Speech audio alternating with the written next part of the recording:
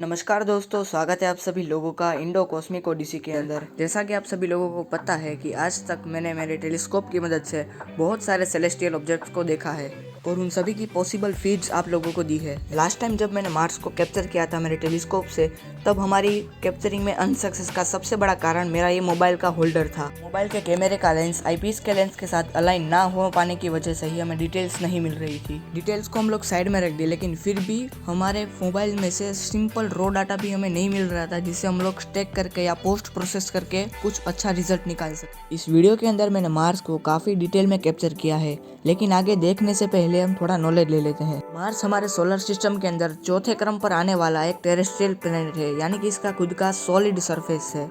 जब मार्स हमसे बहुत दूर होता है तब मार्स और पृथ्वी के जो बीच का डिस्टेंस है वो करीब करीब 401 मिलियन किलोमीटर्स होता है, जो बहुत ज्यादा है। जब मार्स पृथ्वी से काफी करीब होता है तब इन दोनों के बीच का डिस्टेंस करीब 96 मिलियन किलोमीटर हो जाता है। इसकी वजह से रात के आसमान में काफी ज्यादा ब्राइट दिखता है। हाल ही में 16 जनवरी को इसका ओपोजिशन है, यानी कि मार्स, सन और अर्थ 180 डिग्री पर अलाइन होंगे, यानी कि उस दिन मार्स हमें सबसे ज्यादा ब्राइट दिखेगा।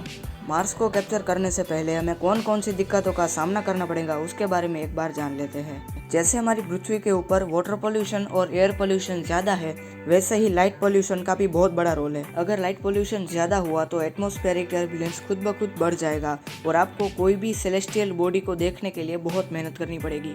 एस्ट्रोफोटोग्राफी के अंदर इस टर्म को बोटल स्काई कहा जाता है।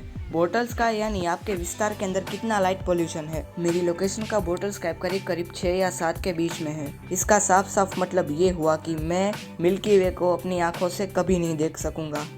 ओके, तो अभी सारी बातों को साइड में रखते हैं और चलते हैं कैप्चरिंग की तरफ। लास्ट टाइम के फेलियर की तरह इस बार हमें उसी का सामना वापस से ना करना पड़े, इसीलिए मैंने मोबाइल होल्डर को अपडेट किया है। यहाँ पर कोलिमेशन की एक्यूरेसी भले ही 17 से 80% थी, लेकिन इतना भी इनफ था मार्स को फील्ड ऑफ व्यू में लेने के लिए। कैप्चरिंग करने के लिए मैं इस OTG का यूज करूंगा। ये OTG मेरे माउस के साथ कनेक्ट हो जाएगी। उसके बाद मैं माउस से ही एक एक फोटोज को क्लिक करूंगा। इस बार आशा ये है कि कोई भी मिस्टेक ना हो। यहाँ पे सारी चीज़ों का 100% वर्क होना बहुत ज़रूरी है। एक छोटी सी भी मिस्टेक भी हमें बहुत बैकलॉग दे सकती है। सबसे पहले मुझे मून को फोकस में लेना होगा मेरे फ़ोन में।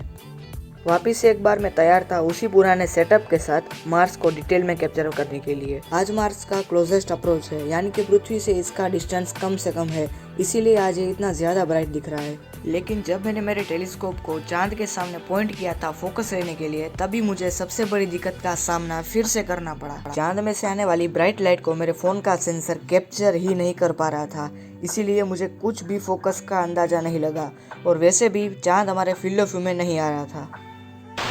कोई बात नहीं, एक्सीडेंट्स तो होते रहते हैं। जब मैंने मेरे होममेड आईपीस से 70x जूम के अंदर मार्स को पहली बार देखा तब मुझे कुछ ऐसी डिटेल्स मिली। ये काफी अच्छे से सेंटर में बना रहा था। करीब आधे घंटे की कैप्चरिंग के बाद हमें कुछ इतना रॉ डाटा मिला। भले ही आपको यहाँ पे चांद के अलावा कुछ भी दिख नहीं रहा हो, लेकिन इस एक एक फ्रेम के अंदर मार्स का कुछ तो पोर्शन हमें मिला ही है। मैंने मार्स को 12 जनवरी और 16 जनवरी दोनों में कैप्चर किया है। दोनों का आपको फाइनल रिजल्ट अभी दिखाऊंगा।